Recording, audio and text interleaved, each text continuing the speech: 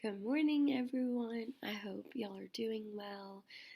I have really enjoyed our class so far this term and have just felt it to be and found it to be very, very beneficial for counseling, for thinking through how do we approach people who are in the depths of struggle and pain and the bodily effects of that being what we've talked about this week, which is trauma and the effects of living in a fallen world and how deeply that can play a toll in our hearts and our minds and our bodies as well.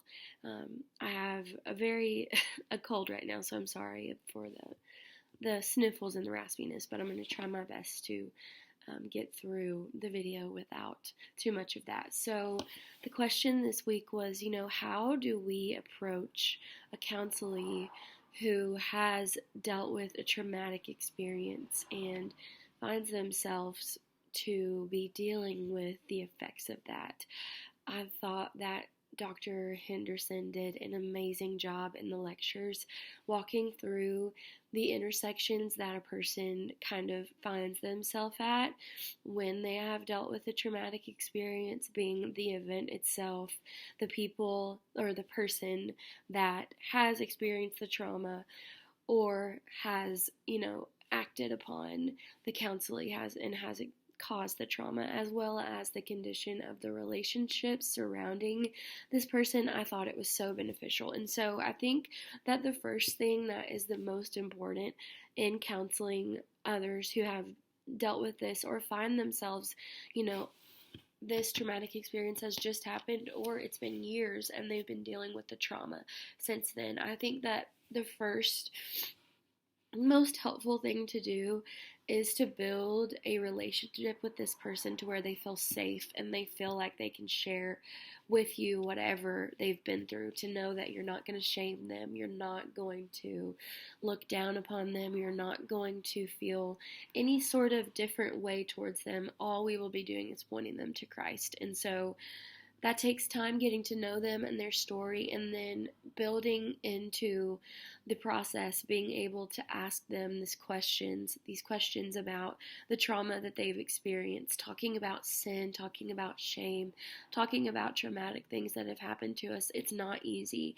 And so it is necessary, I believe, to have these conversations to get through and to get to their heart, to help them to see Christ and to help them to see God in the midst of this pain and these biological responses. So I would ask them questions, just very basic questions, where were you when this event happened?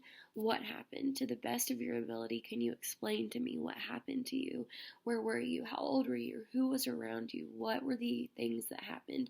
As much as the counselee is willing to, open up and share those, the easier it gets for them to kind of feel that they have conquered that in a sense. If we have a counselee who has never talked about being sexually abused or molested for years, and they may feel so fearful to talk about it, but then once they release it and they just speak it and get it off their chest, there's so much freedom in that. And the way that Christ will meet us in the pit like that, just pointing people to that is so important, because I think a lot of times people find shame connected to things that have happened to them when none of it is their fault. And so I would start there. I would also, once they've been able to share what has happened with me, I would ask them if they've been able to share this with anyone else, kind of moving into that, relationships around them. So the people around them, the relationships they have they been able to share with them? If they did, how did those people respond? Answering those questions, I think, just stems into two paths of a number of different questions we can ask. How did they respond? How did that response affect you? Where did you go from there? Were you able to process with them, or did you more suppress it? Did they make you to feel guilty or shameful about what had happened to you? All of those have huge implications on a person who has been through this. So next, I would ask, Did you know the Lord when this happened? Where was He in the midst of your trauma and your struggle for you? Did you feel Him? Did you even know He was there? Did you question Him? Please share those things with me. Again, to just feel the freedom to share and let these things go and know that Christ is going to meet you with open arms, and He already knows all the thoughts of our hearts. He already knows what we're struggling with.